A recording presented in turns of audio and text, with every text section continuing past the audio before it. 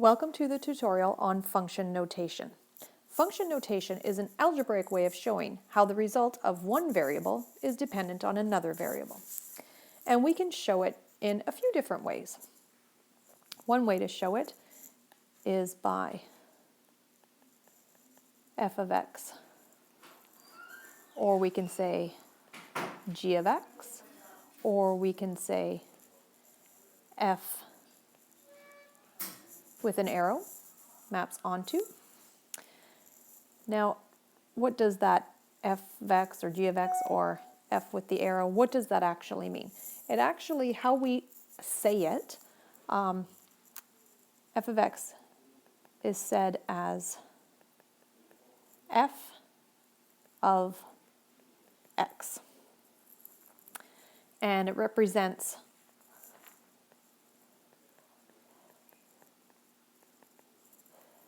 a function f with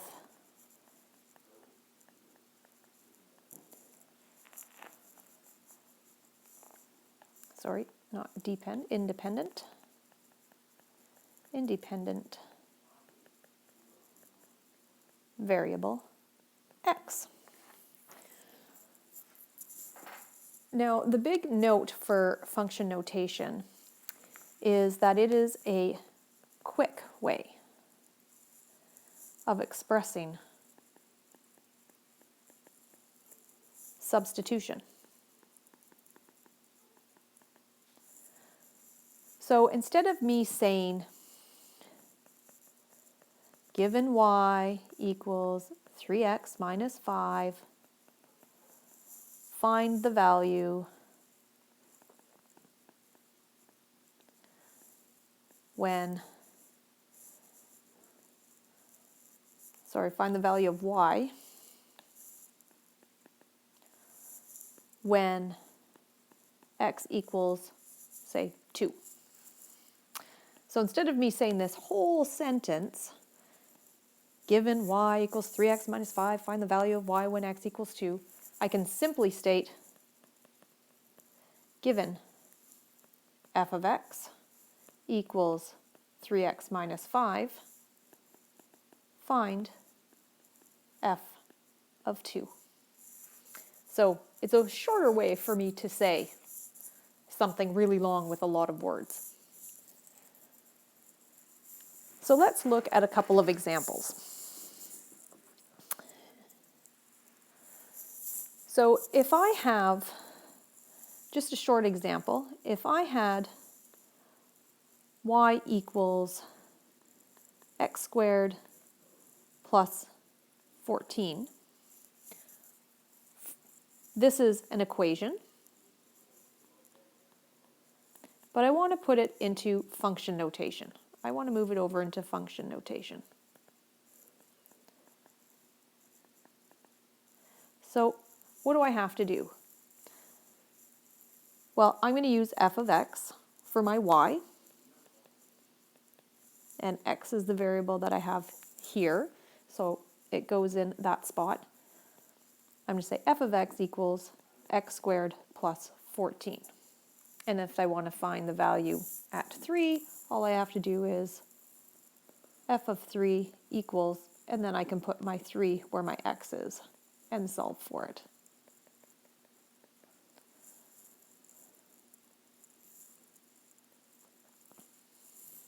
Oops, that's not correct. Sorry, 23, not 21. Mental math is not my strong suit. So, again, for function notation, we're looking at moving from an equation, simple equation, to expressing the independent and dependent variables together. So let's look at an example of a word problem. The cost to rent a party hall for a party. Say you want to rent the hall for a family reunion. Wonderful, you want to have a family reunion. Let's figure out how much this is going to cost. The hall charges a $200 flat fee plus $5 per person who attend. So we need to find out the cost because they're telling us how much they charge. So what is my cost? what's the cost to rent the hall? Well, we have to express this in a math equation. So I'm going to use C equals cost. And per person, I'm going to use X equals people. Because we like to use X, it's a very common variable. So the cost is going to equal $200 flat fee plus $5 per person, so that's 5x. If I want to write this with function notation, so right now this is in equation form. So for function notation, then I have to write C. What is C given x? So I have to write it as C of x equals 200 plus 5x. So here is my function notation.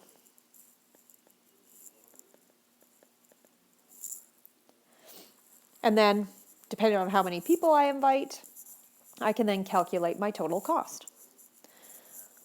So if I invited 50 people, so if x equals 50, then C of 50 will equal 200 plus 5 times 50. And then we know that that will be 200 plus, what are 5 50s? That's 250. So my total cost will be $450.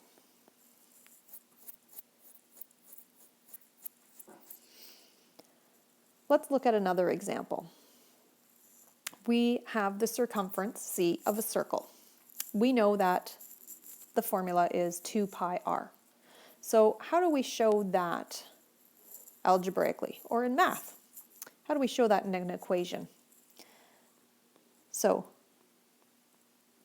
my equation is going to look like C equals 2 pi r. How do we show this equation as function notation?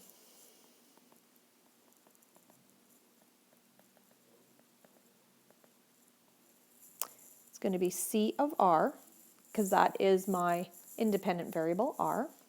This is the thing that's going to determine what C is, my dependent variable, equals 2 pi r. Now, what if I had to figure out for a certain amount of circles? Well, then I can choose values for r, and then I can write C of r equals 2 pi r. So I can have a domain. This is my domain here. And then this side will be my range. So what values of r can I choose? Well, to be a circle, it has to be more than 0 for r. The radius has to be more than 0, obviously. Otherwise, it's just a point. So let's pick 2, maybe 3, and I have another circle of 4 and maybe 5. So I'm going to plug each of my r values, each of these, into my equation here to come up with my answer. So let's see. This is going to be my work area. And it's a good idea if you have tests or quizzes to have a little work area. So what is my C of 2 equal? And then I need to find C of 3, C of 4, and C of 5. So C of 2 is 2 pi times 2, so that'll be 4 pi. And I'm going to keep them as pi. I'm not going to calculate 3.14. If you use your calculator, it actually uses many more digits than 3.14, but instead I'm just going to leave it as pi. And then, whoops, that equals 4 pi. Put it in the wrong spot. Okay, so then the next one is 2 pi times 3. So that is 6 pi. And then the next one is 2 pi times 4, which is 8 pi. And then 2 pi times 5, which is 10 pi.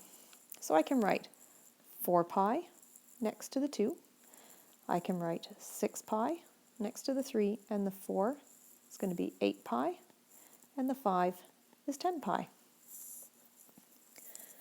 So I know that for these points, I can write my domain.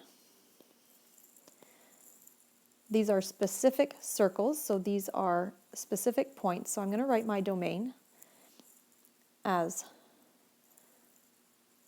2, 3, 4, and 5. That's my domain. And then I can also write my range. And because they're specific points, I can write them in this fashion. So I have 4 pi, 6 pi, 8 pi, and 10 pi.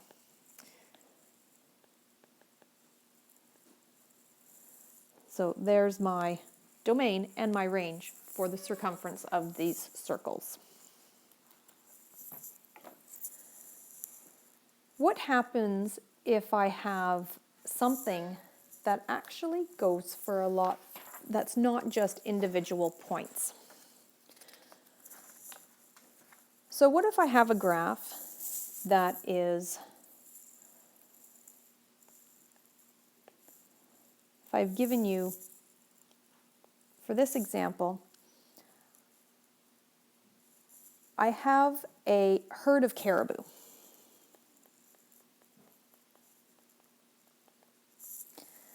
And that's going to be represented by N. And in a herd,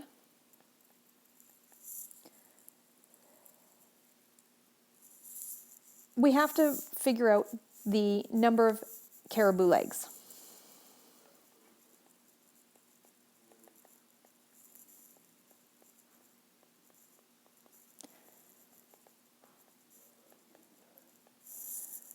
So, and that's going to be capital L. So, what actually is the equation for finding out the number of legs in a herd of caribou?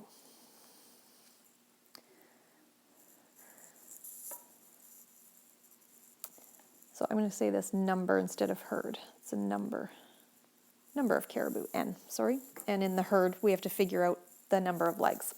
So I know that L has to equal something times N, because it's the number of caribou and then the number of legs. Well, I know each caribou has to have 4 legs, because caribou they're a 4-legged animal like a horse or a zebra. So it's 4N. So if I want to write this in function notation, it'd be L of N equals 4N.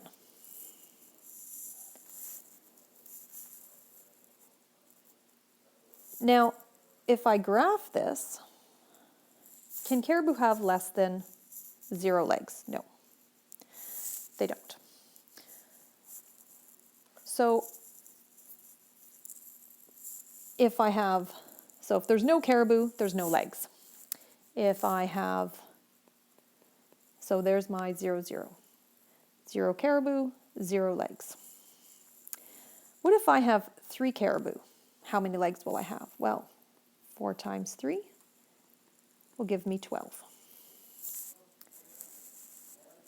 What if I had 8 caribou? How many legs would I have? Well, that's 4 times 8, which gives me 32. There'll be 32. What if the number of caribou was 15? Then how many would I have? Well, it's going to be 4 times 15, which is 60. So I'd have 60 legs. And we'll do one more. What if I had 50 caribou? Then how many legs would I have? Well, we know that 4 times 50, that's 200.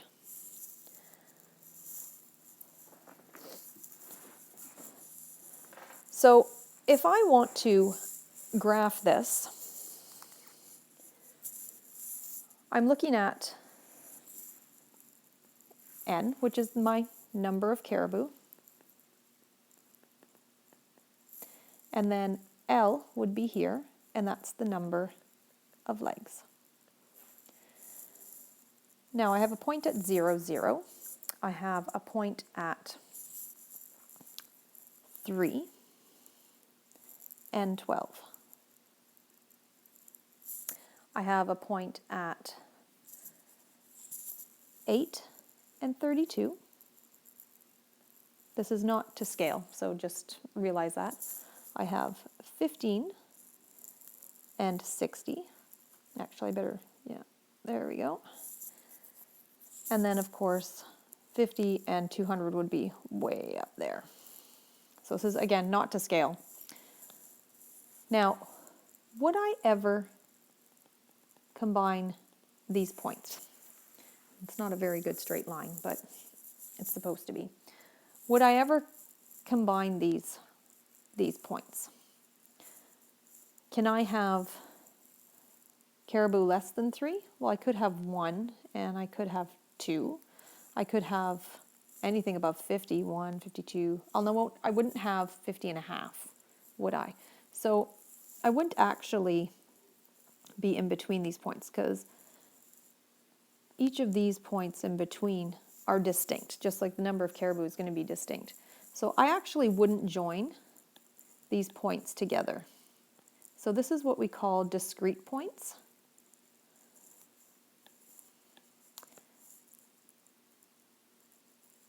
So these are discrete points on my graph. So they're individual points on the graph that are not connected.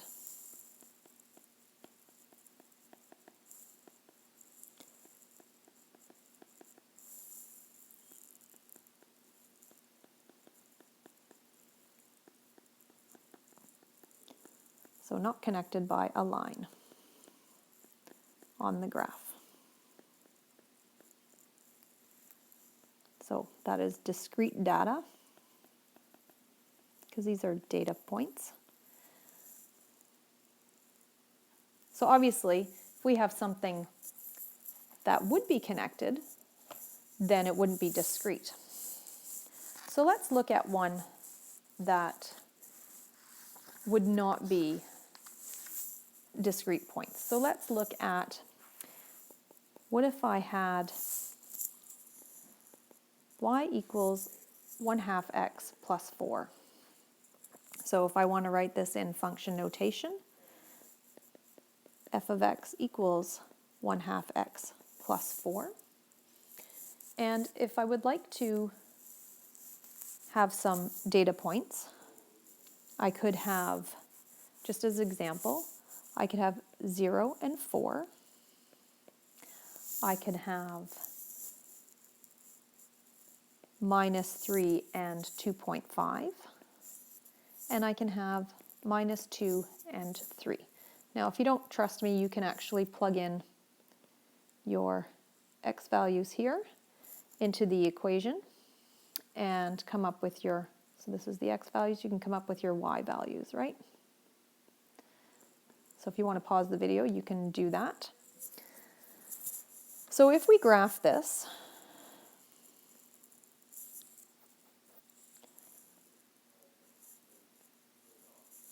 the lowest point I have is -3 and 2.5. So that's -2, and then this one's -4. And then I have 1, 2, 3, 4, and I'll do 5. So I have -3, and I have 1, 2.5. So that point is there. The next one I have is -2 and 3. So I have -2 and 3. There's my point. And I have 0 and 4. Now, for this graph, I can actually have points in between. I can have 1.5. I can try -1.5, -1.25. I can try all of them. So actually, with this graph, and it is a line. Oh, my little dot is a little off. But it actually keeps going, because there's an endless amount of possibilities. And there's points in between all of these. There's so many little points all in between that we could actually come up with, because we can try all different types of x values. So this one, there's so many points that they're connected together. This we call continuous data. So it means that the points are connected